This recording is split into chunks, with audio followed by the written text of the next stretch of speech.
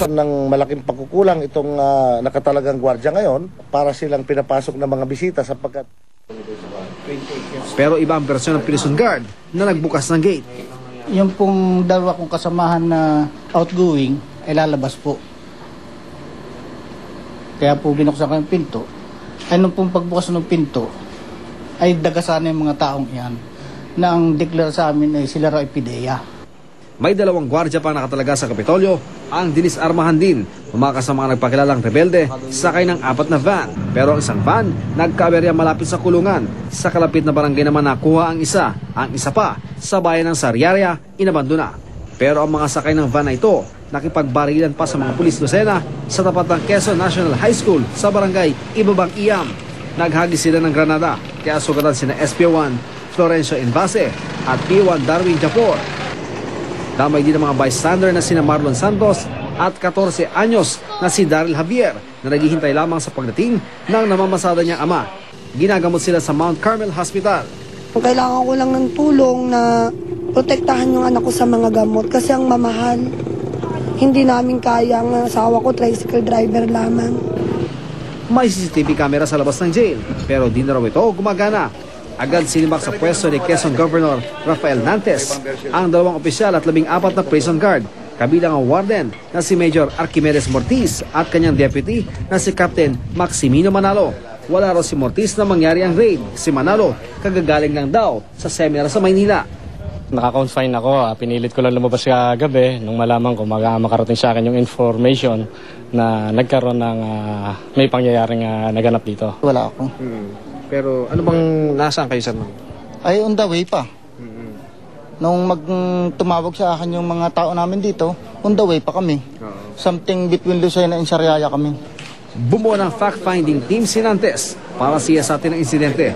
Kaya nga gumawa ako ng fact-finding committee para sila doon nila ipaliwanag at sila iimbestigahan at ihingi tayo ng sa ibang grupo na talagang para din makapag-imbestiga sapagkat unusual yung nangyari. Patuloy ang pagtugis sa mga pulis at mga sundalo sa mga itinakas na inmate at armadong grupo. Ian Cruz, Nakatutok, 24 Oras. Samantala, nasa maayos na kalagayan na po yung 4 na nasugatan sa barilan sa pagitan ng mga pulis at mga napakilalang mga NPA daw sila doon sa Quezon. Binisita ni Lucena Mayor Ramon Talaga Jr. ang mga biktima. Kabilang sa mga nadamay ang binatilyong si Daryl Javier. Sasagutin daw ng pamahalaang lungsod ng Lucena ang gasto sa pagpapagamot. Hinihintay ng pulisya ang tuluyang paggaling ng 4 para makunan sila ng pahayag kaugnay ng isasampang kasong frustrated murder laban sa mga nasa likod ng tinatawag na jailbreak. Mga kapuso, bumaksak po ng mahigit 12% ang Philippine Stock Exchange Index o PSEI ngayong araw na ito. Pinakamalaking pagbaksak po yan ng ating stock market sa ating kasaysayan. Ang PSEI po ay isang batayan ng kumpiyansa ng mga mamumuhunan sa ating bansa. Nakatutok si JP Soriano. Ilang araw nang matamlay ang kalakaran sa stock exchange pero walang nagakala na ganito kalala ang mangyayari sa araw na ito. Sa kalagitnaan ng trading, bumagsak ang Philippine Stock Exchange Index o PSEI ng 12.9%. Napilitan tuloy ang pamunuan ng stock exchange na itigil ng 15 minuto ang kalakaran. Ito ang unang pagkakataong ginawa ito sa 81 taong history ng stock exchange. And the reason for the trading halt is to give investors time to regain their composure before making any further investment decision. Because the natural reaction of investors is to panic when they see the market dropping.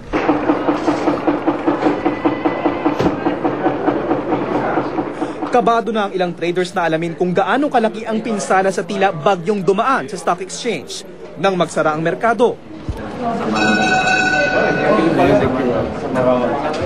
Bumaba ang PSEI ng 12.3%. Ang ibig sabihin, aabot sa 252.57 billion pesos ang nawala sa mga halaga ng stock sa merkado ngayong araw lang na ito. Ito na ang pinakamalaking pagbagsak sa loob ng isang araw sa kasaysayan ng PSE. Ang dahilan, binibenta na ng mga foreign investors ang kanilang stocks. Isa sa mga kabadong investor ang lalaking ito na nakiusap na huwag naming banggitin ang kanyang pangalan. Retirado na siya at halos lahat daw ng kanyang kinita sa pagiging isang accountant ay ininvest niya sa stocks. May fear na na magtatagal yung problema. Masama pa nga eh. Tuloy-tuloy ang baba eh. Sa tansya ng mga analyst, magpapatuloy pa ang pagbaba ng stock market sa susunod na 6 na buwan. Apektado kasi tayo ng pagbagsak din ng merkado sa ibang bansa na nag-ugat sa krisis sa pinansyal na dinaranas ngayon ng Amerika. Mababang market ngayon, ibig sabihin, ang tingin ng tao, mababa rin ng market. Ang economy 6 months down the road. No? Kaya nag-a-adjust sila dito ngayon sa set. Kaya nagbebenta sila kasi binababa nila yung price valuations. No? Kasi tingin nila, yan lang ang justified for the company when it's earning 6 months down the road kasi mahirapan na sila with the bad economy. Sa pananaw naman ni NEDA Director General Ralph Recto, hindi gaanong apektado nito ang ordinaryong Pinoy. Because we have a very small capital market in the Philippines. So yung mga mayayaman lang ang may stocks. So hindi apektado yung pangkaraniwan tao dyan. And then yung pagbagsak ng stock prices natin, I think is only temporary. JP Soriano, nakatutok, 24 oras. At muling bumagsak sa tinatawag na 49 level ang halaga ng piso laban sa dolyar. Nagsala ang paritan kanina sa 49.399. Yan na po ang pinakamababang halaga ng piso sa nakalipas na 1 taon at 10 buwan. Huling nagsara sa 49 level ang piso noong 19 ng Disyembre ng taong 2006. Pumalo noon ang piso sa halagang 49.72 sa bawat dolyar. Ayon sa National Economic Development Authority o NEDA, ang paghina ng piso ay dahil sa pagbebenta ng mga dayuhang mamumuhunan ng kanilang mga sapi o stock sa mga kumpanyang Pilipino. Kaligtasan mo sa Alerto 24. Malagim na aksidente na naman sa kalsada mga kapuso. Isang babae ang patay matapos siyang mabundol at makalatkad ng isang humaharurot na kotse sa Kamuning Road sa lungsod ng Quezon. Si Dano Tingkungko, naka-Alerto 24. Animoy bulkang sumabog ang galit at dalamhati ng lalaking ito nang madatnan namin sa East Avenue Medical Center bandang 3:00 na madaling araw nitong linggo.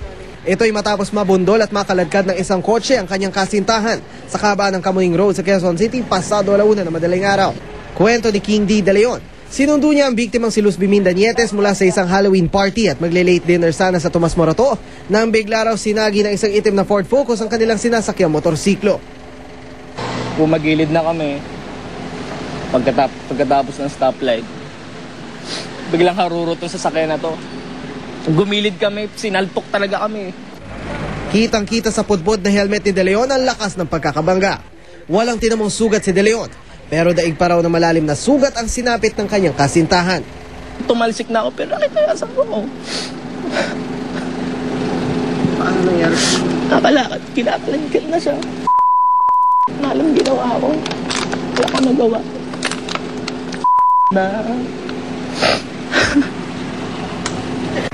Ikakasal na sana ang dalawa sa susunod na buwan. Naiwan naman ang biktima ang 3 taong gulang nilang anak na si Alice. Sa pauna investigasyon ng Quezon City Traffic Police, nasa 500 metro ang layo ng pagkakakaladkad sa biktima. Hindi raw ito nakaalis sa pagkakasabit dahil sumabit ang balikat nito sa chassis ng kotse. Hindi naplakaan ng itim na Ford Focus na kumaladkad sa biktima. Patuloy naman ang follow-up operation ng QC Traffic Police. Galit namang hamon ng mga kaanak ng biktima sa suspect. Makonsensya siya. Harapin niya yung problema ang ginawa niya. Kung may takot siya sa Diyos. Dano Tingkongko, naka-Alerto 24. Ikalawang araw na po ngayon ang pag-aaon ng mga bangkay mula sa nakalubog at nakataob na MV Princess of the Stars. Nakatutok si Julio Segovia live mula sa San Fernando sa lalawigan ng Luzon. Julius, kamusta na? Yes, Mike, umabot na sa 23 bangkay ang narecover ng Harbor Star sa pagpapatuloy ng kanilang retrieval operations ngayong araw para sa mga biktima ng tumaob na MV Princess of the Stars. Dahan-dahang bumaba ang mga diver ng Harbor Star sa tubig. Sa ikalawang araw ng retrieval operations, muli nilang sinuyod ang deck C ng barko. Hinala nila. Maraming pasahero rito dahil nasa deck na ito ang economy lounge at dining area ng barko.